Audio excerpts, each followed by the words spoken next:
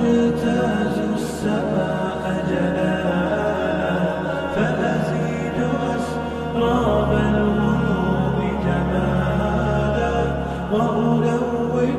الدنيا بأجمل بسمة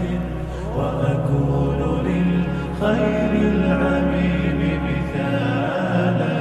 وأراقب